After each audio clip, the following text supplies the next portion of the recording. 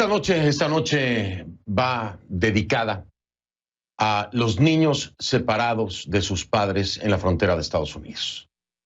Ya habíamos hecho este tema aquí en Conclusiones, ya le habíamos dado el seguimiento, esperando que la situación mejorara, pero créame que lejos de mejorar se descubren cosas que nos preocupan más, mucho más, que tiene que ver con migrantes, que tiene que ver con estos niños separados que resulta que son más de los que habíamos imaginado.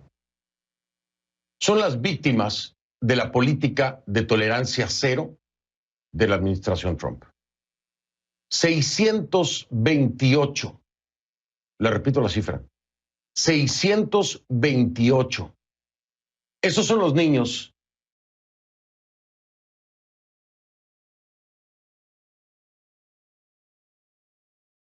que al día de hoy, no saben dónde están sus padres. Claro, muchos de ellos tienen mucho tiempo sin saber dónde están sus padres, otros menos, pero son 628. El tiempo que sea. No tienen por qué estar sin saber dónde están sus padres.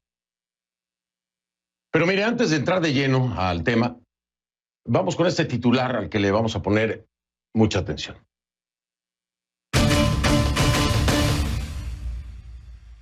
Y es que, mire, Luis Almagro, el secretario general de la OEA, de la Organización de Estados Americanos, reclamó este jueves a la Corte Penal Internacional que asuma responsabilidades, que no deje espacio para que los dictadores sigan cometiendo crímenes de lesa humanidad. Esto en referencia al tema Venezuela en la Corte Penal Internacional. Bien, ayer por la noche nosotros tocamos el tema. Almagro se hizo eco en su cuenta de Twitter de la entrevista que le hice ayer por la noche a Gonzalo Conque, que es jefe de gabinete de la OEA, en la que comentamos la demora de la Corte Penal Internacional para abrir una investigación por crímenes de lesa humanidad contra el régimen de Maduro. Esto fue lo que pasó ayer en la noche cuando hablé con Conque. Ponga atención. Me parece absurdo que a estas alturas no haya más que un examen preliminar por parte de la Corte Penal Internacional, que no se haya anunciado una investigación y que todavía haya acercamientos en sentido contrario con figuras del régimen. ¿No hay aquí un conflicto de intereses, Gonzalo? Coincido, Fernando, en el juicio respecto a lo absurdo de la demora. Notemos que ya van a cumplirse 3 años desde que se inició el examen preliminar en febrero del 18, se cumplen evidentemente en febrero del 21. 3 años. Y del examen preliminar únicamente estamos en la fase 2 de 4. Vale decir, sí, como dice el informe, es inexplicable esta demora. Es inexplicable y es injustificable. Bien, después de esta entrevista y de una respuesta que la Corte Penal Internacional le da a CNN diciendo que su informe precisamente sobre esta investigación preliminar, se le quiere llamar así porque ni siquiera es investigación preliminar, pero sobre el estatus preliminar del tema Venezuela, dice que se entregará y que se entregan siempre a finales de 2020. Bueno, pues ya estamos a finales de 2020. Esa es la respuesta que le da la Corte Penal Internacional a la exigencia de la OEA. Después de esta entrevista, entonces, al conocer Luis Almagro la respuesta que nos da la Corte Penal Internacional, es que responde este tuit que le acabo de mostrar hace un momento. Y todo esto viene por un informe de 162 páginas de la OEA en la que se indaga más se presentan más pruebas, evidencias, etcétera, sobre la situación de derechos humanos en Venezuela y los posibles crímenes de lesa humanidad. En ese reporte le exigen a la Corte Penal Internacional que investigue esas denuncias porque dice que el organismo no lo ha hecho, a pesar de que desde hace más de 3 años, 6 estados miembros hicieron la petición. Entonces, 3 años han pasado desde entonces y al parecer no hay avance. Por supuesto, se señala la Corte Penal Internacional, pero tiene nombre y apellido. La fiscal Fatou Bensouda, que está en las averiguaciones preliminares. Sin embargo, la oficina de la Fiscalía de la Corte Penal Internacional, como le repito, nos dice a nosotros que ha logrado importantes avances en su examen preliminar de la situación de Venezuela. Esa es la palabra que usa, examen preliminar. ¿Cuál es la diferencia? Bueno, que aquí hay un examen para ver si hay una investigación. Hace 3 años, y usted sabe la cantidad de elementos que hay por doquier sobre temas de crímenes de lesa humanidad en contra del régimen, ¿no? Desde diferentes frentes. Indican que a finales de mes, como le digo, se va a publicar ese informe en el que va a proporcionar una actualización sobre el progreso alcanzado. La Corte Penal Internacional asegura que el comunicado deplora el sufrimiento infligido a todas las mujeres, hombres y niños que son víctimas de presuntos crímenes atroces. Más letras en un papel, pero no acción. Por su parte, el régimen de Maduro rechazó este jueves el informe de la OEA, calificándolo de infame. La Cancillería venezolana asegura que el informe se basa en difamaciones sin sustento en materia de derechos humanos. Ahí se lo dejo. Vamos a estar pendientes, por supuesto, y a ver qué otras reacciones se generan. Vamos.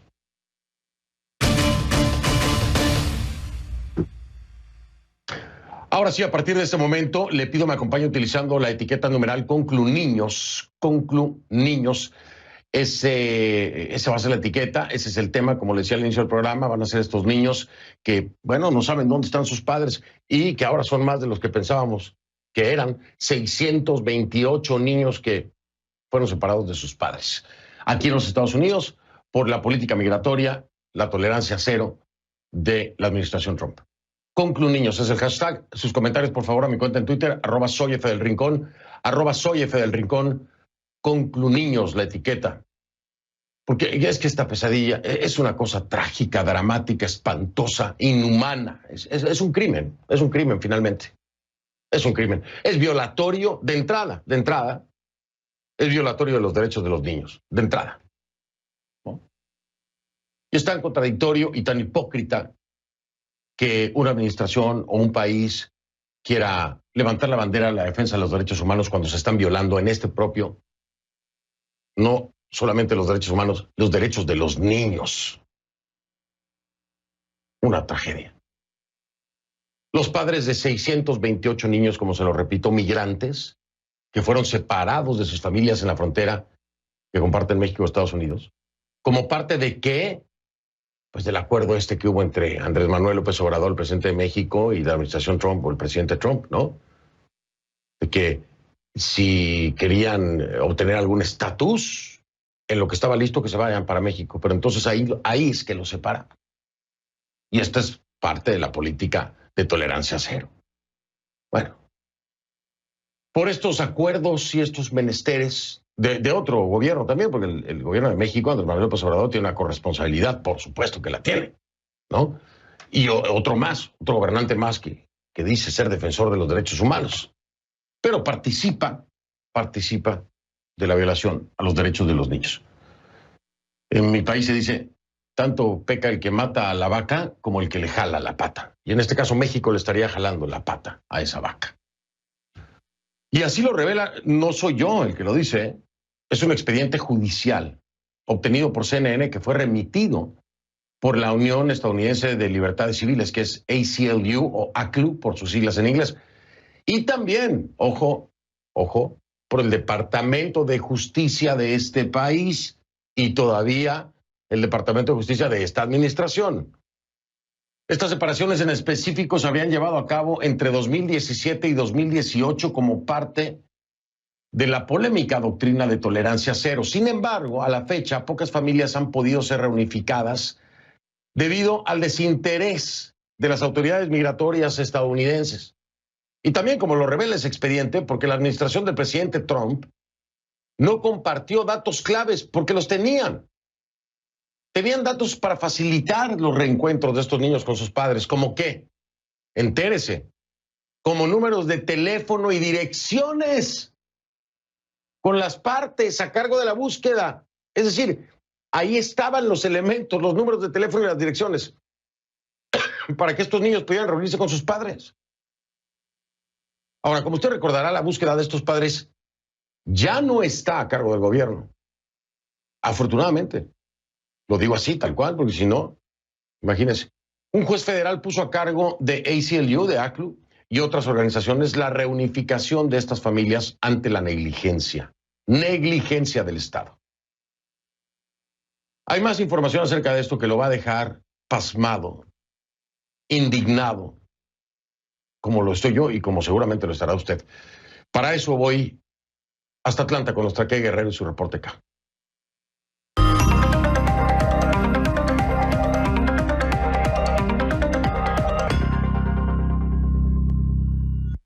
Kay, ¿cómo estás? Buenas noches. Sorprendidos, hoy lo hablábamos durante nuestra junta editorial, sorprendidos, primero, de que ahora el número de niños es mayor, y segundo, de que el gobierno estadounidense, la administración Trump, tenía los elementos para facilitar el reencuentro, tenían números telefónicos, tenían direcciones, y tardaron más de un año en entregar esta información que fue solicitada precisamente por abogados y por ACLU para poder reencontrar a estos niños con sus padres. Indignante y violatorio de los derechos humanos, violatorio de los derechos de los niños, Kay. Fernando, más de un año para presentar esa información, pero más de 3 años para admitir que esto estaba ocurriendo, porque recuerda que tuvo que salir una investigación. Pero voy a comenzar dándote el dato que por lo menos a mí más me ha sorprendido el día de hoy, y es que, como tú lo decías al principio, son más casos de los que pensábamos. La última vez que tú y yo hablamos de este tema aquí en Conclusiones, reportábamos que los padres de 545 niños no habían sido localizados. Ahora estamos hablando de 628 menores. Y este ya es un número reducido, Fernando, debido a que la Unión Estadounidense de Libertades Civiles, ACLU o ACLU, logró encontrar a los padres de 38 menores el mes pasado, prácticamente entre el mes de noviembre y el inicio ahorita de diciembre. Si no, Fernando, la cifra fuese mucho mayor, estaríamos hablando de 666 casos. Pero la pregunta más importante, yo creo, que no es el número de casos, sino el por qué. ¿Por qué estos padres no habían sido o no han sido localizados? Sencillamente porque muy pocas personas en este país sabían que estos padres y también muchos de estos niños estaban desaparecidos. El gobierno del presidente Donald Trump nunca hizo pública esta información, al menos no de forma voluntaria, y este caso tan triste, tan lamentable, solo fue descubierto durante una demanda migratoria que reveló que cientos de niños habían sido separados de sus padres. Esto, Fernando, muy temprano en el gobierno de Donald Trump, en el 2017, como parte de un plan secreto del gobierno estadounidense para desmotivar la migración irregular. Prácticamente, si te quito a tu niño cuando llegues, no te van a quedar ganas de volver. Y la manera en que estos menores fueron separados de sus padres es muy triste. La vez pasada lo comentábamos, y no voy a caer en detalles porque es muchísimo, pero ¿sabías que muchos de ellos fueron distraídos, estaban comiendo mientras sus padres fueron deportados? Otros apenas eran unos bebés, no tenían ni idea de lo que estaba pasando. Pero cuando explota esta noticia, cuando todo llega a la corte, en lugar de reconocer la falla, en lugar de decir este plan falló y ofrecer ayuda para localizar a las familias, ACLU asegura que el gobierno estadounidense retuvo esa información. ACLU reclamó en Twitter que la administración no solo se negó a ayudar, sino que retuvo la información por más de un año, información que es necesaria para reunificar a estas familias. Afortunadamente, Fernando, hace apenas unas horas y en antesala a otra cita que se da mañana en la Corte sobre este tema, ACLU confirmó que finalmente ya recibieron la información. En un tweet, la Unión dice: finalmente hemos recibido nuevos datos de la administración Trump que con suerte nos ayudarán a encontrar a las familias separadas por su cruel práctica de separación familiar. Fernando, CNN contactó a las autoridades migratorias aquí en Estados Unidos en busca de una reacción específicamente sobre esta acusación en contra del gobierno de retener información importante para localizar a estas familias, pero por ahora no tenemos respuesta. No obstante, tú lo sabes, en el pasado las autoridades migratorias en Estados Unidos y también la Casa Blanca se han defendido alegando que muchas familias sí fueron localizadas, pero que se han negado a aceptar a sus hijos. Por lo que hemos podido investigar, se trataría de muy pocos casos, Fernando, pero en general no lo podemos confirmar de manera independiente. Esto es algo increíble, es indignante el manejo que se le ha dado a la situación, la falta de cooperación, lo opaco, ¿no? Lo opaco del manejo que ha tenido la administración Trump en este sentido, encubriendo un un actuar completamente irregular, violatorio de los derechos de los niños, violatorio de los derechos humanos. Y a eso también vamos a sumarle hoy, que lo voy a hablar ahora con la gente de ACLU, que esto también me deja en shock, porque ya no es siquiera un tema internacional, porque esto de los niños es un tema internacional y yo creo que debe haber una consecuencia grave. Debe haber una consecuencia grave a nivel internacional, debe ser repudiado y debe ser señalado como un tema de violación de derechos humanos. Pero ahora, además, que también ACLU lo está haciendo, demandan al gobierno de nueva cuenta de Trump, porque están utilizando, están comprando, o estaba comprando el gobierno estadounidense, la administración Trump, información, data de migrantes y los estaban rastreando a través de celulares. Dirán, bueno, ¿y eso qué tiene de malo? Pues es el gobierno. Bueno, es que aquí hay leyes. Y para hacer eso se necesitaba una orden judicial porque esto está bajo la cuarta enmienda de la Constitución. Sin embargo, lo hicieron sin la enmienda y empezaron a recolectar data y a rastrear migrantes por su teléfono. Así de grave las cosas así de grave. Mira, Fernando, si tú me hubieses dicho que usaron esa tecnología para ubicar a los padres de estos niños, quizás hasta se aplaude, pero eso no fue el caso, tristemente. Exacto. Sé que tienes más información, así que no voy a opinar nada más. Así te lo dejo. No, y te lo decía porque yo sabía que tú lo ibas a entender, como lo entendió seguramente nuestra audiencia. Ese es el punto. Para rastrear a migrantes con el fin de detenerlos y deportarlos, violan la cuarta enmienda de la Constitución y se utilizan la tecnología para un rastreo. Pero para que los niños encuentren a sus padres y reunificarlos, no lo usan. Así de cínico, descarado y de nefasto el manejo que le ha dado esta administración y el trato que le ha dado a los migrantes. Pero dejémoslo ahí, porque si no, sabes que aquí sube la temperatura muy fácilmente. Te mando un abrazo, Kay. Gracias, Fernando. Buenas noches. Buenas noches y gracias por toda la información, como siempre, y el seguimiento en este caso, porque créanme, Kay es una de las más metidas en este tema y que ha empujado mucho precisamente para que continuemos sacando a la luz todas estas porquerías que han hecho con los migrantes y los niños migrantes.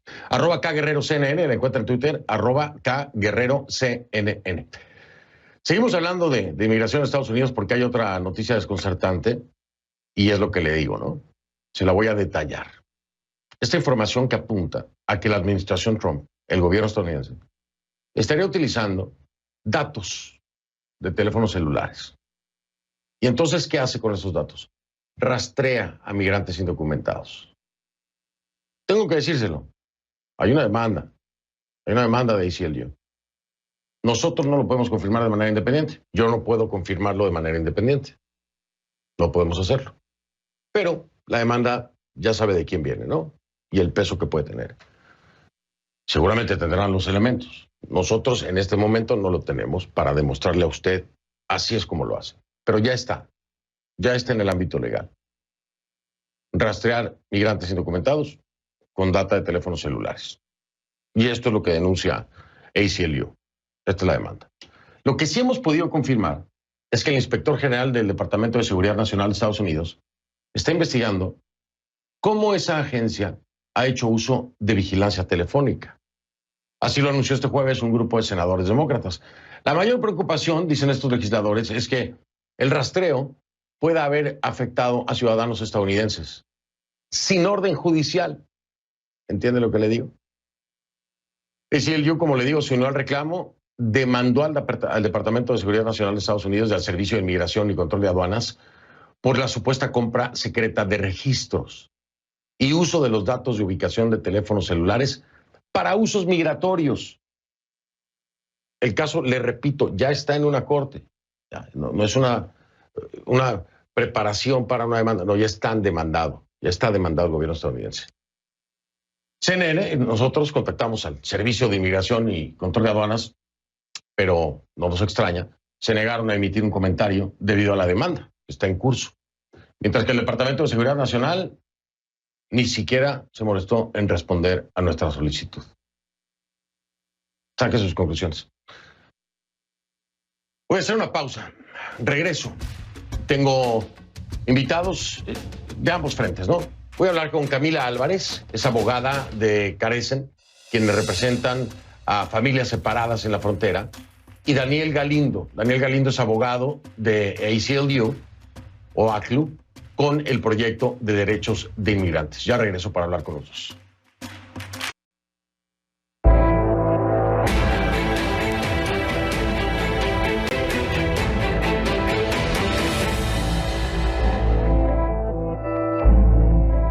Le doy la bienvenida a mis invitados de esta noche. Está conmigo Camila Álvarez, abogada de Carecen, quienes representan a familias separadas en la frontera.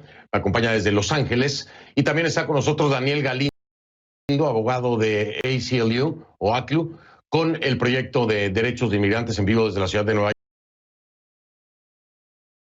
York. Así que tenemos de costa a costa, costa este y costa oeste. Bienvenidos a ambos, gracias por acompañarme. Hola, gracias. Gracias, muy amables. Camila, déjame iniciar contigo, porque pues evidentemente el trabajo para poder reencontrar a estas familias es titánico. Afortunadamente se da ya la información por parte de ACLU de que finalmente el gobierno, después de un año de estar, no sé por qué, reteniendo información que podría facilitar este reencuentro, ha entregado esta información. ¿Qué tanto les podría facilitar esto, el proceso de reencontrar a estos niños con sus padres? Sí, el proceso de encontrar a los niños y sus padres es bien difícil. Una cosa importante es que hasta este momento el gobierno no quería dar la información como usted mencionó. Entonces, ya que tenemos más información, es poquito más fácil, pero todavía difícil, porque en realidad las organizaciones comunitarias que trabajan con los papás que fueron separados y los niños son los que han hecho el trabajo desde ahora. Y ahora no sabemos si los papás están aquí en los Estados Unidos, si están en sus países, y va a ser bien difícil de buscar una manera de encontrarlos, especialmente si no están aquí en el país. Camila, a ver, quiero tratar de entender si el gobierno de los Estados Unidos, además de esta colaboración, por decirlo de alguna forma, después de un año de estar escondiendo la información, porque eso es esconderla, si los está apoyando de alguna forma, porque este desastre y esta violación a los derechos de los niños viene de parte de la administración Trump, viene de parte del gobierno de los Estados Unidos. Quiero saber si se están haciendo responsables en el proceso, apoyando a organizaciones no gubernamentales, a los abogados que están encargados de esto, o esto está corriendo por cuenta de ustedes sin ningún apoyo de la estructura gubernamental. Sí, la realidad es que no les importa la vida de las familias que fueron separados. No quieren dar ayuda a las organizaciones que están tratando de reunir a las familias porque no les importa lo que pasó. Para ellos no piensan que es algo cruel de separar una papá y un niño. Es algo, es como una cosa que quieren hacer para hacer daño a esas personas. No les importa qué está pasando a ellos, no les importa el trauma que sufrieron por ser separados. Entonces, no están ayudando y no quieren ayudar a reunir a las familias porque ellos fueron lo que hicieron todo eso a las familias. Y entonces nosotros pensamos que no quieren ayudar porque quieren seguir separando a las familias. No quieren ayudar porque quieren que las familias que fueron separados y los refugiados y los que están tratando de buscar asilo político quieren hacerlos daño. Y es ataque y ataque y ataque. Entonces, para nosotros pensamos que no están ayudando porque no quieren. Porque no quieren, tal cual, así de simple. Voy a tener que marcar una pausa y regreso para escuchar a Daniel Galindo, porque Daniel, esto es un delito en términos internacionales cuando lo enfocamos solamente en los niños. Sería violatorio de los derechos de los niños el que los separen de sus padres de la forma que lo ha hecho esta administración. Pero al mismo tiempo hay delitos que se están cometiendo en territorio estadounidense de acuerdo a la legislación estadounidense, la Cuarta Enmienda, que nos protege en términos de privacidad en este país, cuando se está utilizando datos, ustedes lo han demandado, es lo que no puedo comprobarlo de manera independiente, pero ustedes lo han demandado así. Se están utilizando datos y números telefónicos de celular de migrantes indocumentados para rastrearlos. Quiero preguntarte si ACLU ha pensado llevar esto a un plano internacional en una demanda por violación de derechos de los niños en el plano internacional, porque lo que ocurre dentro ya se está teniendo, pero afuera hay una legislación internacional de la cual Estados Unidos es parte y se está violando. Le pregunto a Daniel eso, me responde después de la pausa. Daniel Galindo de ACLU. Ya vengo. @soy F del Rincón, la cuenta en Twitter, @soy F del Rincón en Twitter. El hashtag, la etiqueta es ConcluNiños, numeral ConcluNiños. Ya vengo. Estoy de vuelta con Camila Álvarez, abogada de Carecen, quienes representan a familias separadas en la frontera, desde Los Ángeles, en la costa oeste. Y en la costa este me acompaña Daniel Galindo, que es abogado del ACLU, con el proyecto de derechos de inmigrantes. Él está en Nueva York. Daniel, antes de ir a la pausa, te hacía la pregunta. Es que esto es sorprendente, es increíble ver el manejo.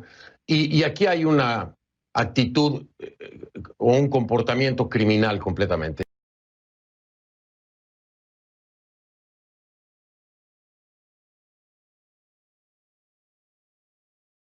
Es decir, la retención de información que a ustedes les dan después de pedirla por más de un año, se las dan apenas ahora en Thanksgiving, Acción de Gracias, tiene números telefónicos y tiene otros datos. ¿Cuántas, es decir, a nivel legal y en términos de legislación internacional, cuántos delitos estaría cometiendo esta administración y los van a perseguir ustedes? Pues por supuesto vamos a seguir buscando para los niños y sus padres y cualquier opción que podemos para obtener justicia para estas familias. Entonces, esos números de teléfono son bastante importantes, pero como se dijo antes, todo esto es como ataque después de ataque contra los inmigrantes. Ahora, en el mismo ámbito migratorio, de acuerdo a la legislación migratoria, si no me equivoco, cuando se es víctima de un estadounidense siendo un inmigrante, aún sin un estatus en el país, se puede pedir por derecho una visa que se otorga a aquellas víctimas de ciudadanos estadounidenses para poder regularizar su estatus en el país. Estos niños y estos padres han sido víctimas del sistema y de la administración que ha procedido incluso de manera criminal. ¿Podría esto ser una petición para la administración Biden ahora que se dé la toma de posesión? ¿Buscarían ustedes tal vez lograr que estas personas tengan el derecho de exigir una visa que les dé un estatus por haber sido víctimas del sistema? Nosotros creemos que la administración próxima, la administración de Biden, debería hacer esfuerzos para soluciones más permanentes para esas familias. Y eso yo creo incluye que dejen que puedan viajar a los Estados Unidos, las familias que están afuera de los Estados Unidos o los padres que están afuera. Y por supuesto que darles a las familias alguna forma de manera legal para estar en este país después de todo lo que ellos han sufrido. Importante ver este punto, es muy importante verlo. Camila, te pregunto a ti, que seguramente también conoces el tema de la legislación migratoria. Esta es una realidad, es decir, un ciudadano estadounidense que agrede o un inmigrante indocumentado incluso que es víctima de un ciudadano estadounidense tiene derecho a exigir una visa que le daría un estatus legal en este país. Estas personas y estos niños, estos padres de estos niños han sido víctimas. ¿Ustedes apuntan a eso, Camila? La cosa es que hay una visa para víctimas de un crimen en los Estados Unidos, se llama la visa U, pero hay ciertos crímenes en que cualifica una persona para esa visa. Entonces pienso que hay un argumento que sufrieron un delito de las manos del gobierno federal, pero va a ser un poquito difícil para las familias de demostrar que fueron víctimas de un cierto tipo de crimen en los Estados Unidos. La otra cosa con esa visa es que tienen que demostrar que ayudaron con la investigación. Entonces, sí pienso que hay una manera, pero va a ser bien difícil porque tienen que demostrar al gobierno federal que revisa las solicitudes de esos tipos de visas y decir al gobierno federal que fueron las víctimas del gobierno federal que hicieron el daño a ellos. Entonces, no he pensado mucho en eso porque en realidad es bien difícil. También una cosa con la visa juvenil es que no es una manera inmediatamente en que una persona puede recibir la residencia. Hay una espera bien larga antes de que pueden recibir la residencia. Entonces, sí pienso que hay argumentos, pero no es la opción mejor para esas familias. En mi opinión, la opción mejor es, como explicó el compañero de ACLU, es una manera que bajo de la administración Biden de hacer algo más para esas familias, para que no deben que usar esa visa para recibir como estatus permanente en los Estados Unidos. Y bueno, finalmente será una decisión de la administración Biden, pero ya está la presión por parte de ustedes y por parte, obviamente, de ACLU. A eso tenemos que sumarle que no solamente es que se tenía la información para poder facilitar el reencuentro de niños con padres que se retuvo durante un año, que se les acaba de entregar hace poco en Thanksgiving, sino que además ahora ACLU está demandando porque el gobierno está utilizando datos y celulares para rastrear migrantes y para poder deportarlos. Pero esto es violatorio de la Cuarta Enmienda, que nos protege en nuestra privacidad en este país porque se necesita una orden judicial. En este sentido, que además resulta completamente irónico, si pueden hacer eso para arrestar a un migrante, ¿por qué no hacerlo para reunificar las familias? En fin, una cosa atroz. Pero ACLU tiene todos los elementos, Daniel, para poder proceder en firme con esta demanda que han presentado en contra de la administración Trump.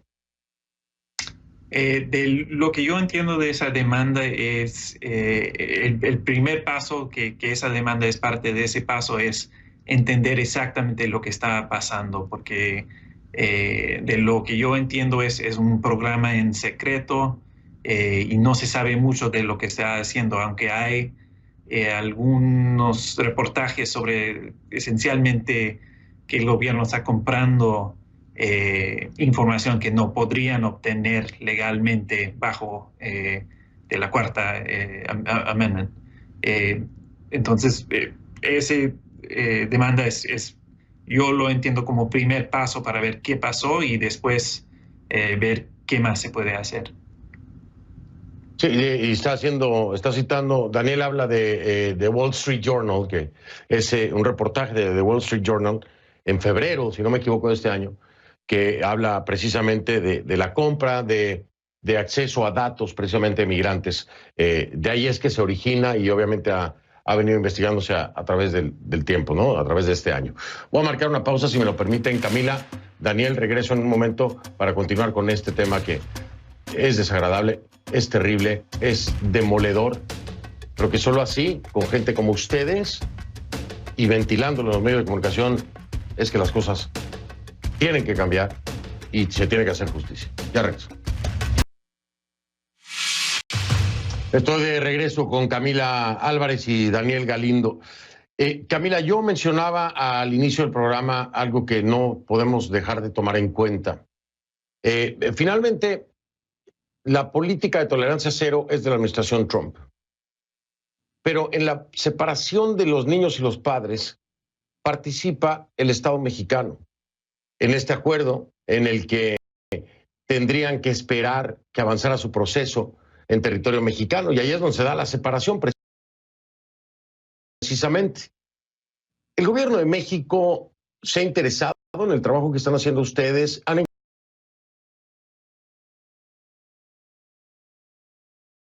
encontrado colaboración por parte del gobierno de Andrés Manuel López Obrador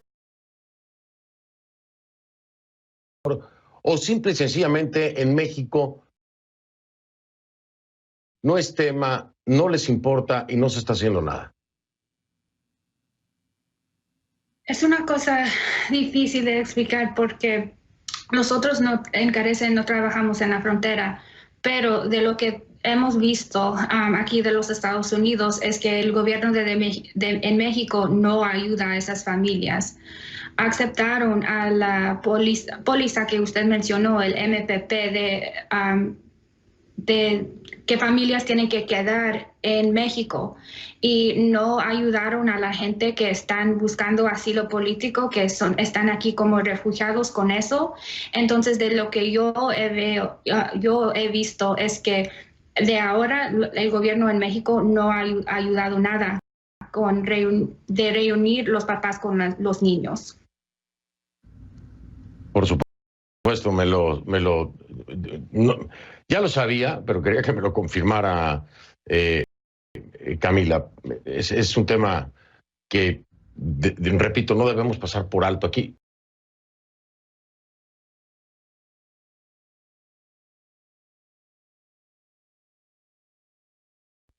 Sí, política de tolerancia cero de la administración Trump, pero están participando otros estados, como México. Ahora, por ejemplo, ACLU, y ahora voy contigo, Daniel. ACLU trata de establecer comunicación o teléfonos gratuitos,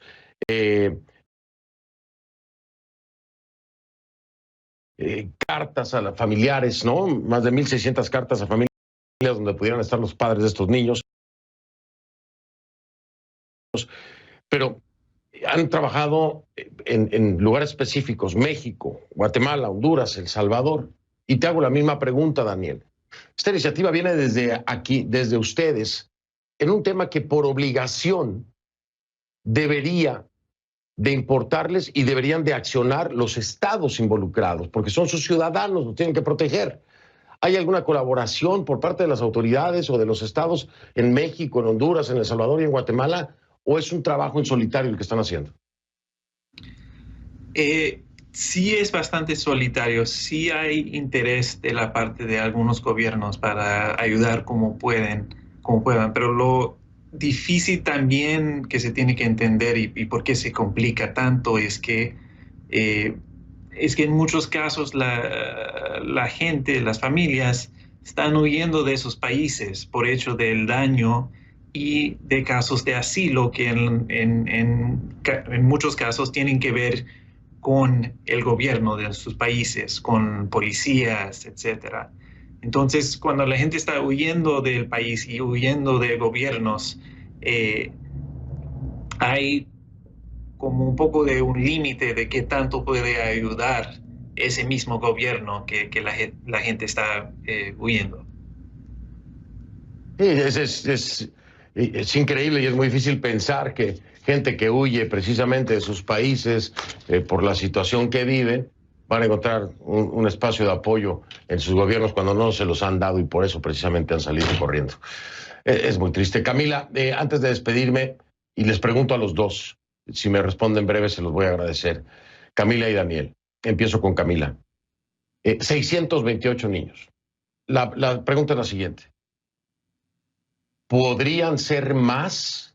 ¿Y cuánto tiempo crees o creen que pueda tomar reencontrar a la mayoría de estas familias? Camila. Sí, yo pienso que puede ser más. Siempre está cambiando ese número de niños que sabemos que están separados, entonces porque siempre está cambiando y no sabemos a dónde están, yo pienso que sí puede hacer más.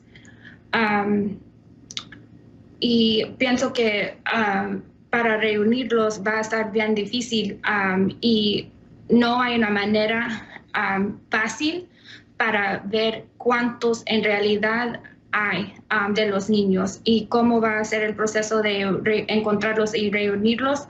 Ahorita no sabemos y tenemos que seguir viendo qué pasa, qué va a hacer la administración Biden cuando empieza el presidente Biden, qué van a hacer para encontrar a todos y qué van a hacer de ayudarlos después de reunirlos. Mucha expectativa sobre eso y hay que generar la presión. Daniel, me tengo que despedir. Nada más te pregunto. Y digo, es difícil hacer un cálculo, pero dime, ¿serán más los niños que se pierdan en el sistema por esto que ocurrió o serán más los niños que logren recuperarse? ¿Qué piensas? Es bastante difícil saber y también pensar en esa idea, porque yo creo que lo más importante para los esfuerzos en este momento es buscar los niños que sabemos que necesitamos buscar y encontrar, y las familias. Y eso es como la primera y más importante cosa, pero siempre han pasado sorpresas con que tantas familias fueron separadas. Ojalá y se puedan reencontrar todos, el 100%, y ojalá la administración Biden haga lo que tiene que hacer por humanidad y por respeto a los derechos de los niños y de las familias, y por humanidad nada más, así de fácil. Camila Álvarez, mil gracias. Daniel Galindo, que pasen buena noche. Oigan, y muchas gracias por la labor que hacen, gracias por el trabajo que hacen. Lo valoramos mucho y lo aplaudimos. Muchas gracias. Gracias. Buenas noches. Hago una pausa, regreso. En Instagram estoy a sus órdenes, la cuenta es F del Rincón. F del Rincón. En Instagram, ya vengo. Soy Fernando del Rincón, gracias por haberme acompañado. Lo veo mañana. Pásame.